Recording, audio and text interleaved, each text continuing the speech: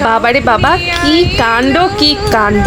আজকে নাকি বাজারে প্রায় 7 কেজি ওজনের পাঙ্গাস মাছ এসেছিল। তারও বেশি, তার কম না। মানে সেটা তাহলে কার মতো হবে বলেন তো? বেশ বড় সড়ো। আপনাদের দাদা বলছে তোমার অর্ধেক। আমি বললাম তুমি ভিডিও করে আনতে পারলে না? বলছে না, আমার মনে ছিল না। ওর মাথায় তো ফালুদা, মনে থাকবে কেন?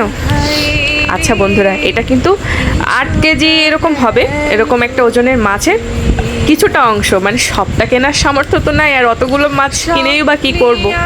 এইটা কিন্তু আমরা বর কিনে নিয়ে এসে এক্ষুনি বাজার থেকে কেটেই বিক্রি হয়েছে। আমাদের বাজারে কখনো কেটে বিক্রি হয় না, কিন্তু এইবার আজকে কেটে বিক্রি হয়েছে। না তো এত বড় মাছ একা কেউ নিতে চাইছিল না, আমাদের এই অংশটা কিনেছে। আর এটা প্রায় 2 কেজি। তো কি বলবো, মাছটা এত বড়, এতটা চওড়া, মানে কি যে ভালো ছিল আর মজা লাগতেছিল। পাঙ্গাস মাছ আসলে আমি খাই যদি এরকম বড় সড়ো হয়। ছোটোখাটো পাঙ্গাস মাছ আমার ভাল লাগে না, আমি এরকম বড় পাঙ্গাস মাছ খাই। দেখেন বন্ধুরা কীরকম চওড়া, আর গাটা একেবারে তলতলে। উফ, এই পাঙ্গাস মাছটা না খাসির মাংসকে হার মানিয়ে দেবে। যারা পাঙ্গাস খায় না তারা একটা বোকা। এত সুন্দর টেস্টি মাছ কেউ মিস করে নাকি? আমি তো মিস করতে চাই না। দেখেন ভেতরটা কীরকম অন্ধকার গুহার মতো, টোটাল আমার হাতটাও চলে যেতে পারে। মাছটা আমার বাস্তবে দেখার খুব ইচ্ছা ছিল। আমার মনে হইতেছিল যে মাছটা যদি আমি একটু দেখতে পারতাম। দেখেন মনে হচ্ছে আমি কোনো গুহায় নেমে যাচ্ছি। দেখেছেন কীরকম? কত বড় মাছটাই না হতো বলেন তো, যদি বাড়িতে আনতো গোটা মাছটা, তাহলে দারুণ একটা ভিডিও হতো বলেন বন্ধুরা। আর মাছটা কাটতে যেয়েও দারুণ মজা হতো। দেখেন থলথল থলথল করছে চর্বি, যেমন করে মোটা বৌদিদের চর্বি থলথল করে, সেরকম করে মাছের চর্বিও আজকে থলথল থলথল করছে। দেখেন, আর আমি হাত পুড়ে দিচ্ছি, তা টোটাল আমার হাতটাই চলে যাচ্ছে। আর এই যে চর্বি নাকি অনেক ছিল, এই তেল তা আমার বর সব নেয়নি। ও বলেছে আমার মানে তেল নিলে ফাও, টাকা দিয়ে তেল নেবো কেন, মাছ কিনবো। বলছে তেল যা দেবে এমনি দেবে, কিন্তু আমি টাকা দিয়ে কিনবো না। তো অনেক তেল হয়েছিল, জানি না ওই বেটা কী করবে। মাছটা এইটুকু এনেছে, তাই কাটবো কী করে এই চিন্তা করছে। আর যদি গোটাটা আনতো তাহলে আমি কিভাবে মাছটা কাটতাম বলেন তো বন্ধুরা? প্রায় 4-5 জন লেগে যেত। আর ওরা বেটা মানুষ কাটছে, তাই 4-5 জন লেগেছে।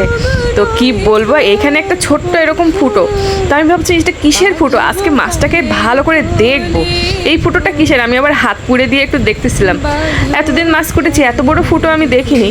এই বড় মাছের কি এরকম হয়? মনে হয় ওদের ফুসফুস টুস কিছু, বা এই যে ফুলকো টুলকো থাকে হয়তো বা। দেখেন কীরকম ঘন মাছ, আর মাছের প্রত্যেকটা পরতে পরতে এই যে দেখেন তেল।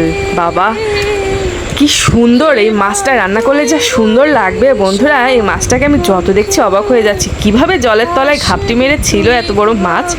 যে ধরেছে বা যার মাছ, তার তো আজকে কপাল খুলে গেছে। টোটাল একটা মাছ ছাগলের মতন ওজন। একটা ছাগল কাটলেই নাকি এরকম 7-8 কেজি মাংস হয়। তো কি বলবো, মাছটাকে আজকে আমি কাটছি। আমার খুব ইচ্ছা যে এত বড় একটা মাছ একা কাটার, কিন্তু সেটা আসলে হলো না। মাছের কিছুটা অংশ পেয়েছি, সেটাই কেটে কুটে আপনাদের সাথে আনন্দ করছি। ও আরেকটা কথা বলতে ভুলে গেছি, ব্যাকগ্রাউন্ডে যে গানটা শুনছেন, সেই গানটা কিন্তু আমার নিজের লেখা, নিজের সুর করা এবং নিজের গাওয়া। গানটা কেমন হয়েছে অবশ্যই সবাই বলবেন। আর নমস্কার বন্ধুরা, ইন্ট্রো দিতেই ভুলে গেছি। কেমন আছেন সবাই? আজকে আমি আপনাদেরকে পাঙ্গাস মাছের কালিয়া রান্না করে দেখাবো, একেবারে খাসির মাংসর মতো করে। মানে খাসির মাংসকেও হার মানিয়ে দেবে এই পাঙ্গাস মাছটা।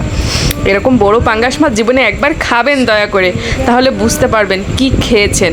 এরকম মাছ কিন্তু মিস করা যায় না, আর এরকম ভিডিও মিস করা যাবে না। স্কিপ না করে পুরো রান্নাটা দেখে নিন কিভাবে কি করি।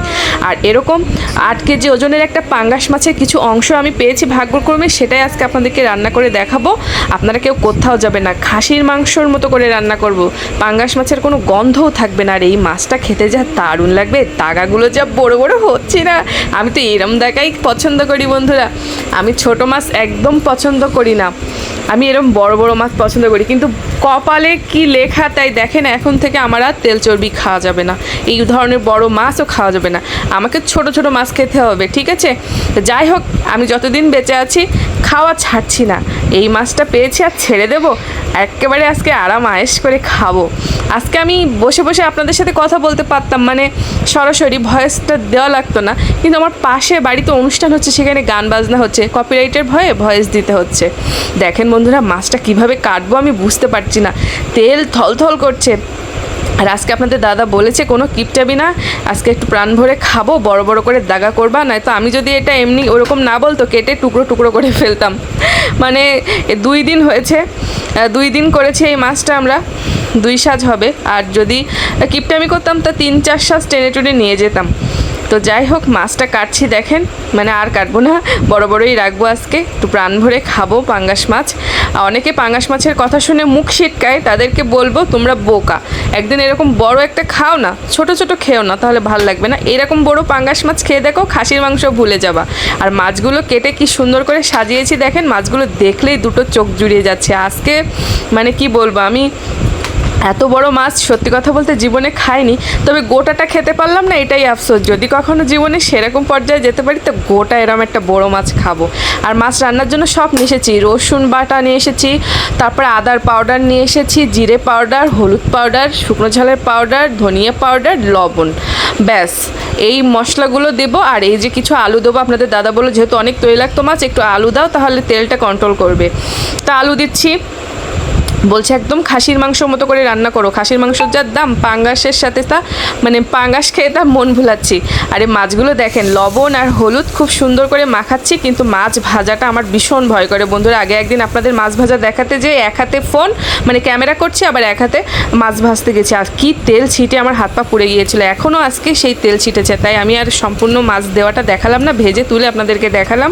পাঙ্গাস মাছ একটু ছিটেই তো পুড়ে ঝুড়ে মরলে আর এক জ্বালা নেই কেউ আমার দেখার। তো মাছ ভাজা হয়ে গেছে, কতগুলো তেল বেরিয়েছে রে বাবা, আমি যা দিয়েছিলাম তার ডবল হয়ে গেছে। আমি কিছুটা তেল তুলে রেখেছি, অন্য কিছু রান্না করে খাবো। আর আলুটা খুব সুন্দর লাল লাল করে ভেজে নিয়েছি, তারপরে পেঁয়াজ দিয়ে পেঁয়াজটা লাল লাল করে ভেজেছি, রসুনটা ভেজে নিয়েছি, মানে তাড়াতাড়ি রান্নাটা দেখাচ্ছি আপনাদের, যাতে সময়টা একটু কম লাগে, ধৈর্যটা আপনাদের ঠিক থাকে। তো সবই তো জানেন, মাছের মশলা ভুনা করা তো আর আপনাদের জানার কিছু নেই, ওই সব রকম মশলা ঢেলে দিয়ে একটু জল দিয়ে মশলাটা খুব সুন্দর করে কষিয়ে নিচ্ছি, পেঁয়াজ রসুন আদা জিরে যা লাগে আর কি। তো আমি এক্সট্রা কোনো মশলা এখানে দেবো না, জাস্ট সিম্পলভাবে আমি খুব সুন্দর করে রান্না করব।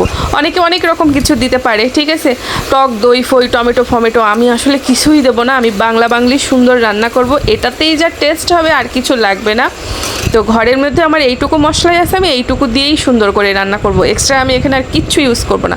আলুটা দিয়ে মশলাটা সুন্দর করে কষিয়েছি, কষানোর পরে জল দিয়েছি, জলটা ফুটে উঠেছে, দেন আমি ওর ভিতরে মাছ দিয়ে দিচ্ছি। আর আমার আজকে ইচ্ছা যে মাছগুলো আমি সব যেন গোটা গোটাই থাকে, মানে বরের পাতে এরকম বড় একটা মাছ দেবো, নিজেরও ভালো লাগবে, ও খেয়েও তৃপ্তি পাবে, আর ও মানে দুইজনেরই ভালো লাগবে। তাই মাছ যেন আজকে কোনোভাবেই না ভাঙে, আমি সেই টেনশানে আছি।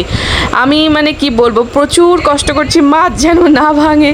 তাই জন্য মাছটা দিয়ে আমি কিছুক্ষণ, মাছ দিয়ে একটু না ঢাকা দিলে মাছের ভিতরে গ্রেভিটা ঢুকবে না, তাই অল্প একটু ঢাকা দিয়ে রেখেছিলাম, ঢাকা খুলে আমি গরম মশলা দিয়ে দিচ্ছি। মাছ রান্না কিন্তু আমার প্রায় হয়ে যাচ্ছে বন্ধুরা, দেখতেই পাচ্ছেন খাসির মাংসের মতো কালার চলে এসেছে, আর গন্ধ যা বেরোচ্ছে তা কি বলবো। আজকে ভাতও বেশি করে রান্না করেছি, দুজনে স্বামী স্ত্রী খাবো, ছেলে তো খাবেই। যারা যারা ভিডিওটা দেখছেন কাছে এবং দূরের, দেশ এবং দেশের বাইরের, সবার কাছে রিকোয়েস্ট করব ভিডিওটি দেখে একটি লাইক কমেন্ট শেয়ার করে দিবেন এবং জানাবেন কেমন হয়েছে আমার রান্না আর আমার গান।